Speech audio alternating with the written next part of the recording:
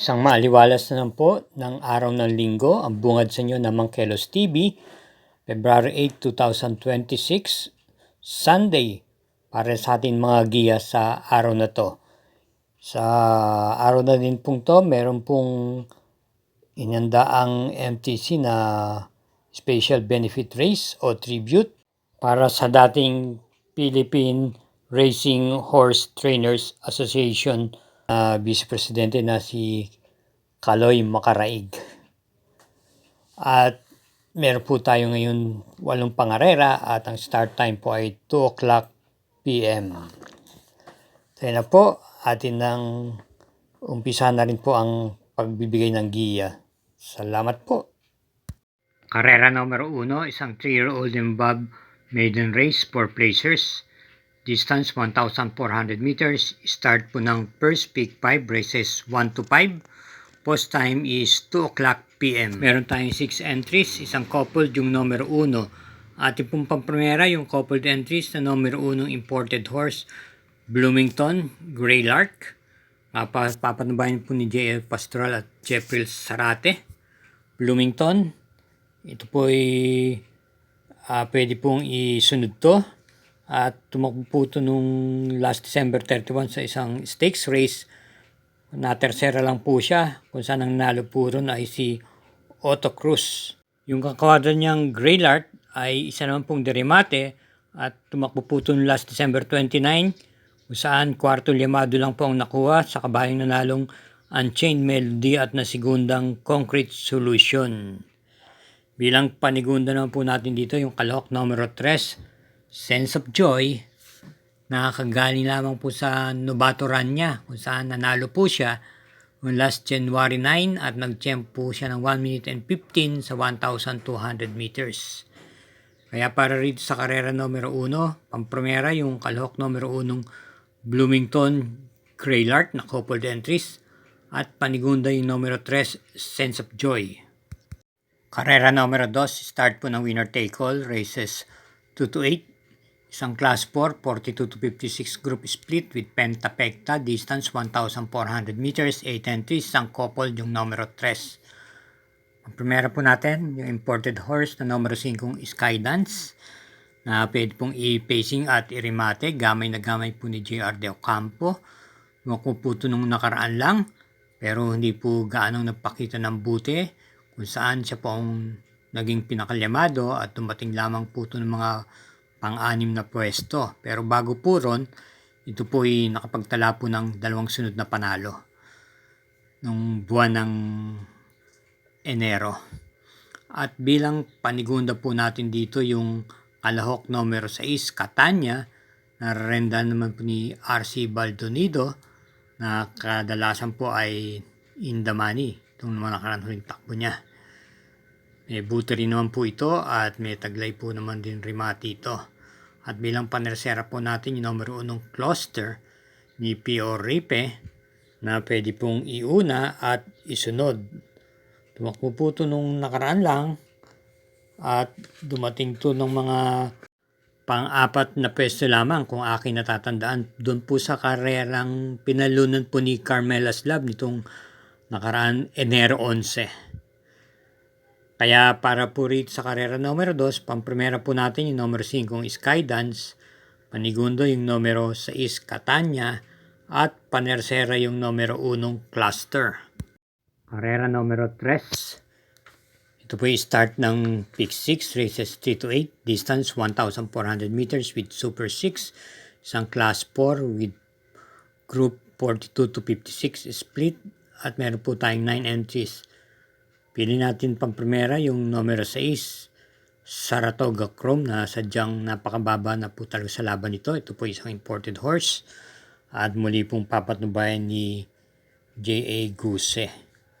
Last run niya po nitong February 1, kung saan ito ay dumating lamang po ng mga pang-5 pwesto kay High Intensity.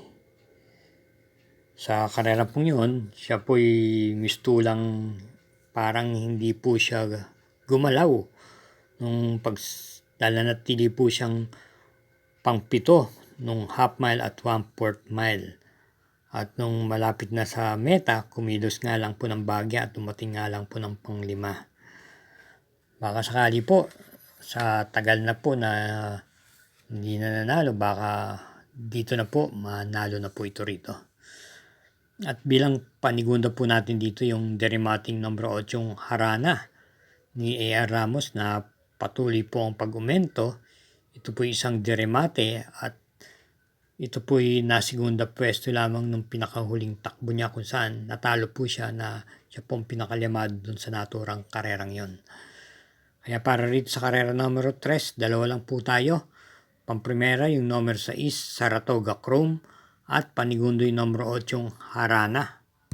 Karera numero 4, start po ng second peak 5, races 4 to 8, distance 1,600 meters.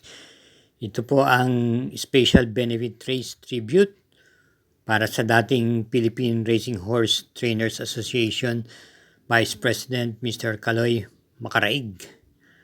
Ito po ay binubuo po ng 7 kalahok na pawang mga imported horse at may pentapekta po nakapaloob dito.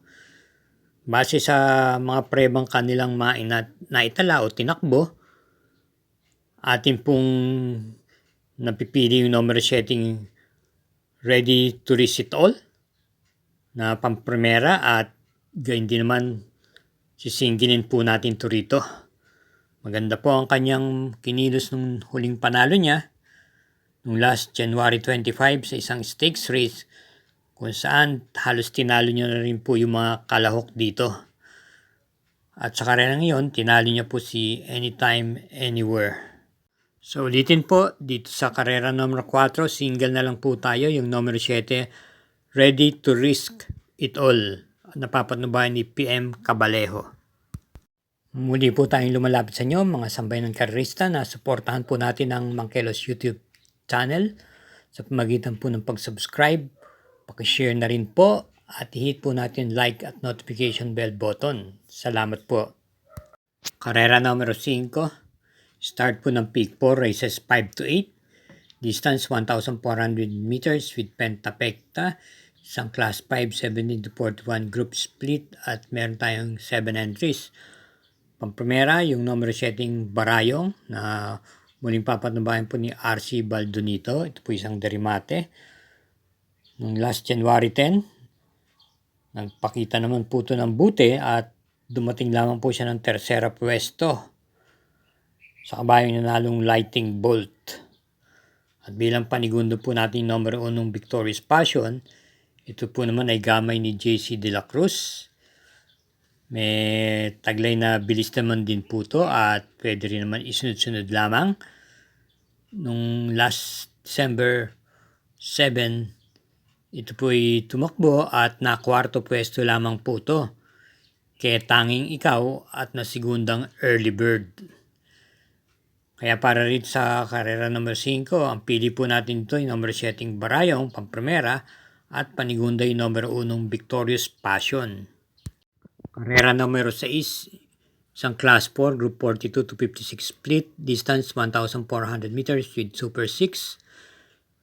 At binubuo po ng 11 kalahok, 2 pong couple to entries, yung numero 3 at numero 4. Atin pong pili, single, yung numero 4 couple entries, Crusading Mahusay Ay. Binibigyan natin ng diin dito yung imported horse na numero 4 Crusading na papatnubayan po ni Jay Guse. Bagamat ito ay isang deremate, pero sa tingin ko, angkop naman po sa kanya ang distansya. At kung pagbabasihan natin yung mga daan takbo nito ay puro stakes race po ang tinatakbuhan nito at yung mga bigatin na imported horses ang nakakasagupan nito. Kaya sa akin palagay, lamang po siya sa laban na to.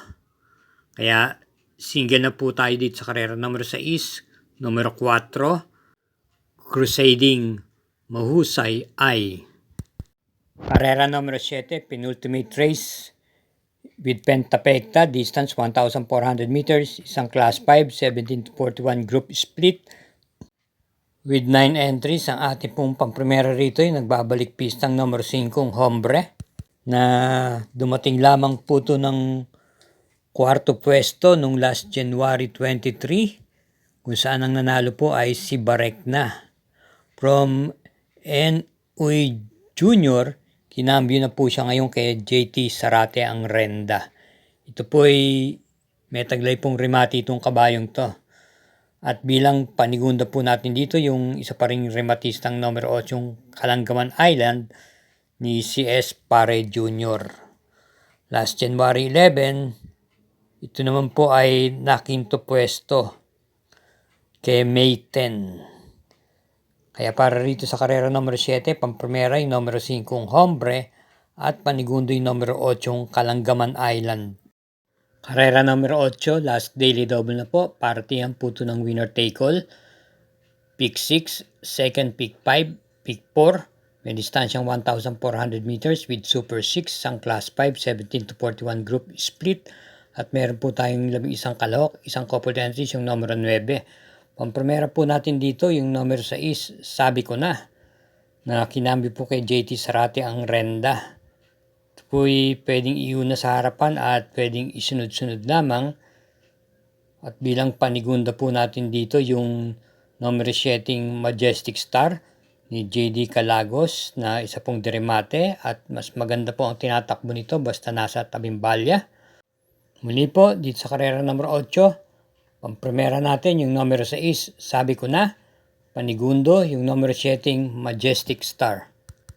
Thank you again for watching at salamat po sa suporta. Ingat po at hinay-hinay lang po sa ating paglilibang. Good luck!